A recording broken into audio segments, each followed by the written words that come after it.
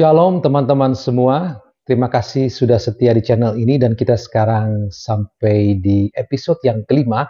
Kita akan saat ini mulai bicara tentang bapak-bapak bangsa yaitu Abraham, Ishak dan Yakub. Nanti akan ditambah dengan Yusuf ya.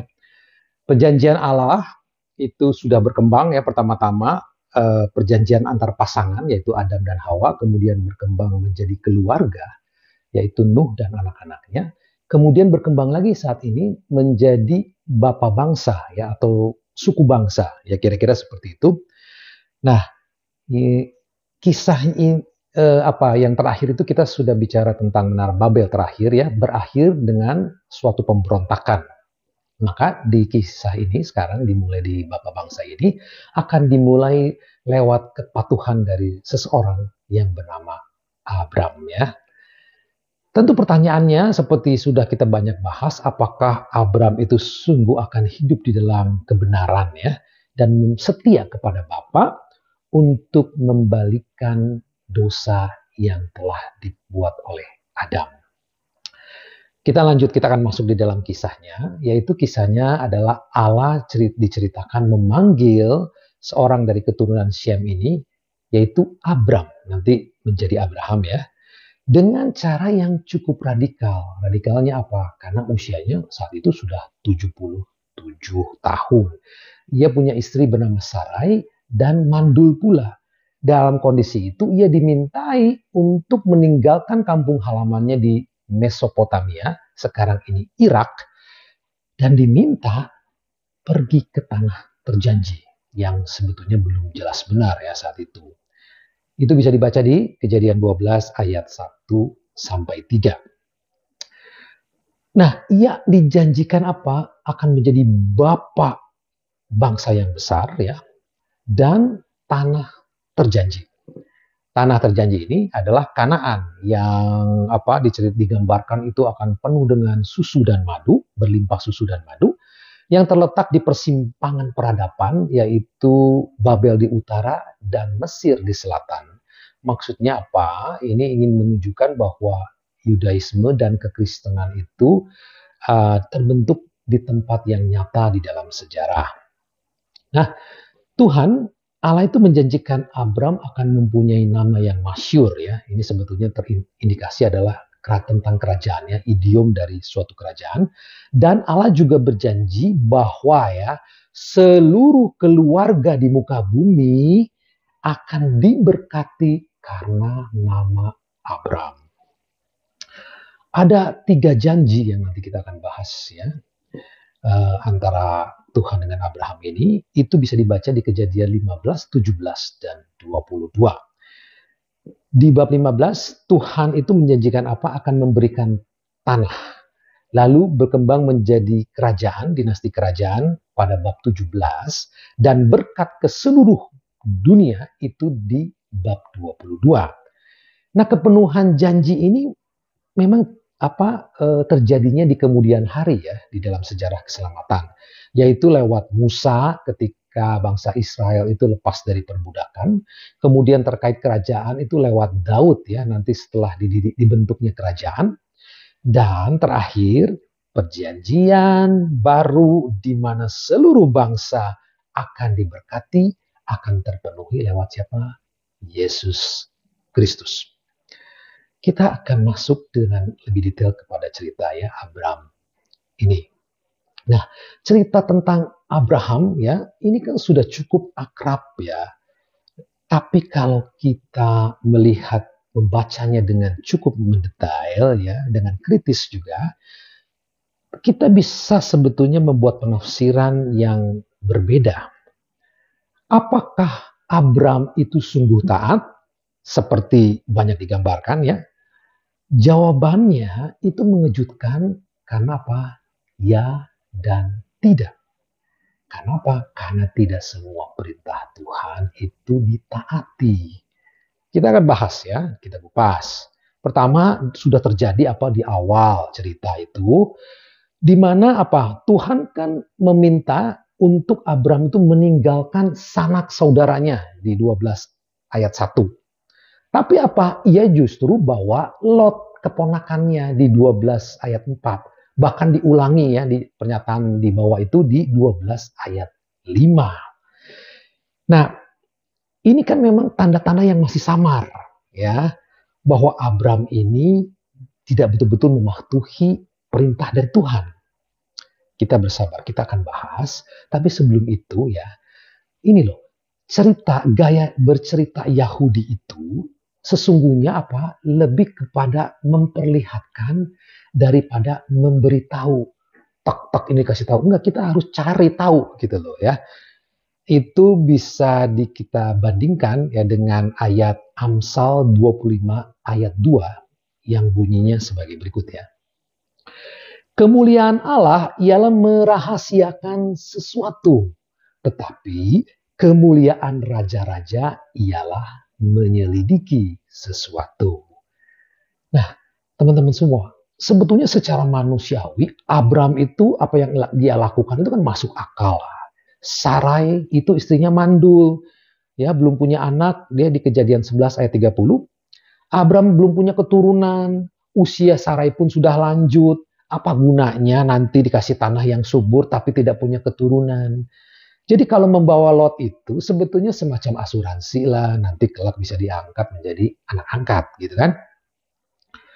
Nah ini ceritanya terjadinya kita perhatikan ya. Setibanya di tanah terjanji, ia disambut apa? Kelaparan. Maka sesungguhnya kita bisa memahami ceritanya. Loh kok di tanah terjanji malah kelaparan, boro-boro susu dan madu. Jadi pelajarannya, jika kita menahan perintah Tuhan, Tuhan juga akan melakukan yang sama. Abram rupanya tidak cukup beriman melihat ketidaksuburan. Dia belum punya anak ya. Maka selaras dengan itu dia menjumpai ketidaksuburan di tanah terjanji. Ini adalah hukum tabur tuai. Kamu tidak akan menuai apa yang kamu tidak tanam di dalam iman. Kita lanjut ya.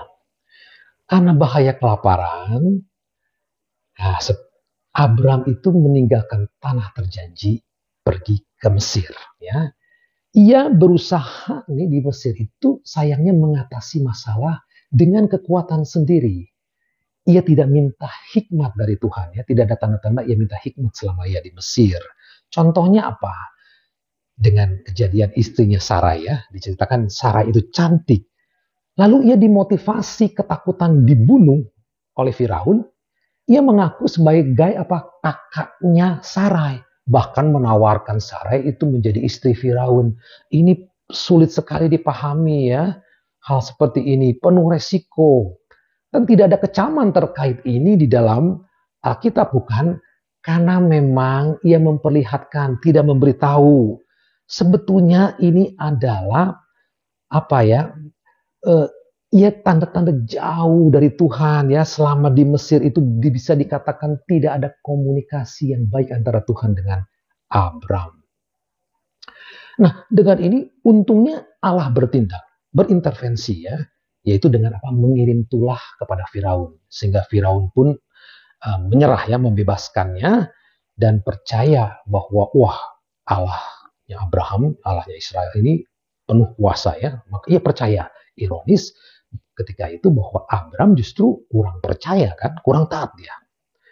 Nah singkat cerita Abram dan Sarai pun kemudian meninggalkan Mesir dan kembali ke tanah terjanji. Kali ini dengan rombongan yang lebih besar sehingga mendapati bahwa tanah di sana tidak cukup besar bagi dia untuk berbagi dengan Lot. Makanya Abram dan Lot itu memutuskan berpisah. Perhatikan setelah perpisahan, berkat Tuhan kepada Abram dimulai lagi. Begitu berpisah, Tuhan menampakkan diri pada Abram dan menjanjikan tanah dan keturunan yang tak terhingga. Itu bisa dibaca di Kejadian 13 ayat 14 sampai 18. Kemudian Lot diminta untuk memilih mau daerah apa. Dia pilih tanah yang subur, yaitu Sodom dan Gomora. Saat itu tentu belum hancur ya. Nah, namun tidak lama kemudian ada berita bahwa terjadi perang di Sodom dan Gomora ya. Dan Lot itu ditangkap. Dia ditaklukkan Dan mendengar berita itu, Abram kemudian mengirim pasukan untuk menolong berperang. Berhasil mengalahkan musuh dan membebaskan Lot. Nah, sewaktu kembali dari perang itu, Abram diceritakan bertemu dengan sosok Melkisedek, Raja Salem, membawa roti dan anggur, kemudian memberkati Abram lewat berkat dari Allah yang Maha Tinggi ya. Siapa sebetulnya Melkisedek? Identitas yang melekat itu raja dan imam ini direnungkan oleh banyak para ahli Alkitab ya. Melkisedek sendiri itu sebetulnya berasal dari dua kata, yaitu Melek yang artinya raja dan Sedek yang artinya kebenaran, raja kebenaran. Jadi ini sebetulnya apa? Julukan ya, bukan nama personal. Nah, ada tradisi memang rabbinik itu yang mengatakan bahwa Melkisedek ini adalah Shem, anak Nuh, mengingat apa? Alkitab itu mengatakan bahwa Shem itu berumur sangat panjang. Kejadian 10 ayat 10 dan 11 ya. Jika Shem memang betul-betul ya masih hidup ketika Abram hidup, siapa lagi sih memang yang dapat memberkati Abram dengan lebih berharga ketimbang Shem? Tapi memang ada tafsir lain. Bukanlah Shem, tetapi keturunan Shem. Ya. Nah, siapapun Melkisedek, ya, yang penting nanti di kemudian hari Salem ini ya kelak diberi nama baru, yaitu Yerusalem. Kota di mana bertahtanya seorang raja dan imam yang mengingatkan kita akan sosok Melkisedek. Kita tahu siapa itu ya. Nanti kita sampai di sana. Jadi Abram setelah berpisah dengan Lot itu, ia lalu menyembah Allah lewat pelayanan sebagai imam dan raja dari Salem tadi kan. Maka ini adalah sebetulnya waktu yang tepat bagi Abram untuk menerima kepenuhan berkat dari Tuhan ya terkait tanah yang dijanjikan itu. Tuhan berkata kepada Abram, jangan takut, akulah perisaimu. Kejadian 15 ayat 1.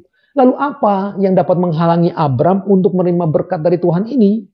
Nampaknya Abram sendiri dengan berpikir yaitu apa gunanya punya harta kekayaan tanpa keturunan. Lebih lanjut dia juga bilang nanti pewaris tahtaku ini ya budakku.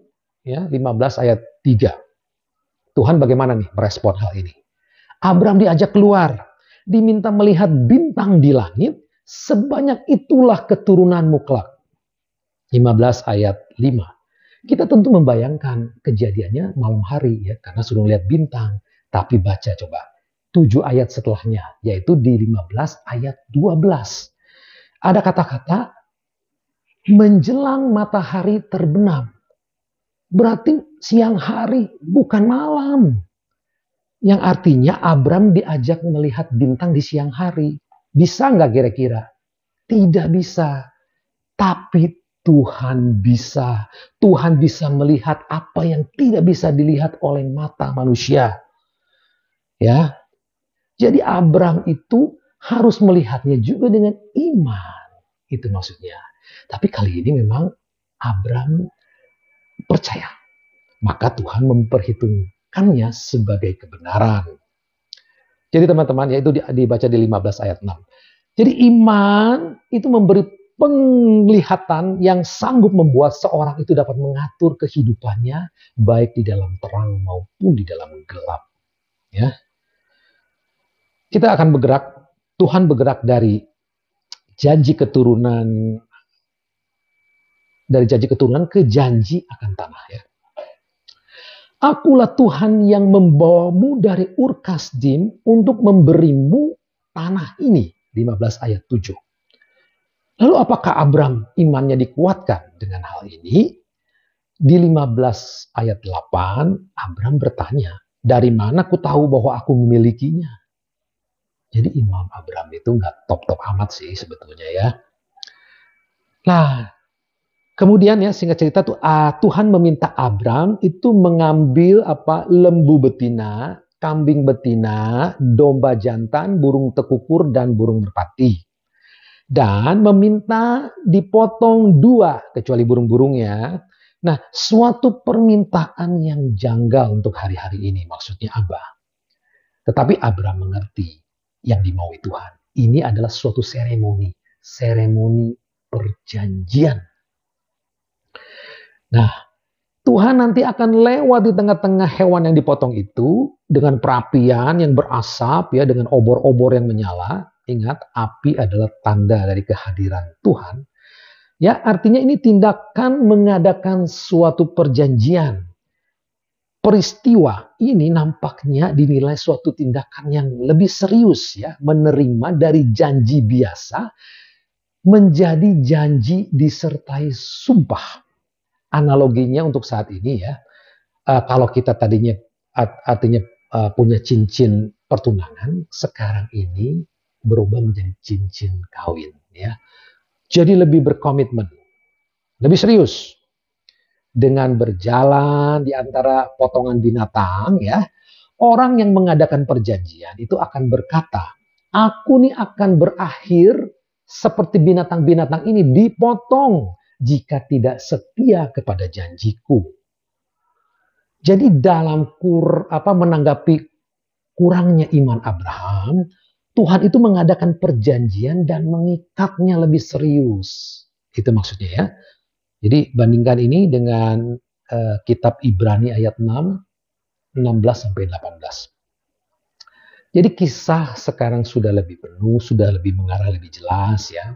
Sebetulnya Abraham itu ketika datang ke tanah terjanji itu dengan iman yang sekedarnya. Lalu Abraham belajar melepas Lot dan lebih juga menaruh kepercayaan kepada Tuhan ya. Nah, Abraham sekarang percaya bahwa Tuhan itu akan memberikannya keturunan sebanyak bintang di langit. Tapi Abraham memang akan mati tanpa melihat kepenuhan janji ini ya. Tapi nanti oleh keturunannya. Ia akan menerima, tapi minimal ya, ini adalah suatu permulaan yang baik. Karena apa? Perjanjian sekarang telah diperkuat dengan sumpah. Artinya lebih serius. Ya, jadi imannya pun mulai bertumbuh. Nah, kepenuhan janji Tuhan ini kepada Abraham nanti kita akan lihat di kisah-kisah berikutnya ya di dalam Alkitab. Kita belum selesai bicara tentang Abraham, tapi kita sudahi sampai di sini dulu ya. Kita akan melanjutkan yaitu dengan kisah anak-anak Abraham ya. Kita lihat iman Abraham juga seberapa hebat lewat Ishak dan Ismail yang tidak kalah seru. Teman-teman, sampai di sini terima kasih sudah menyaksikan tayangan ini dan terus tune in, saksikan episode berikutnya. Tuhan Yesus memberkati. Amin.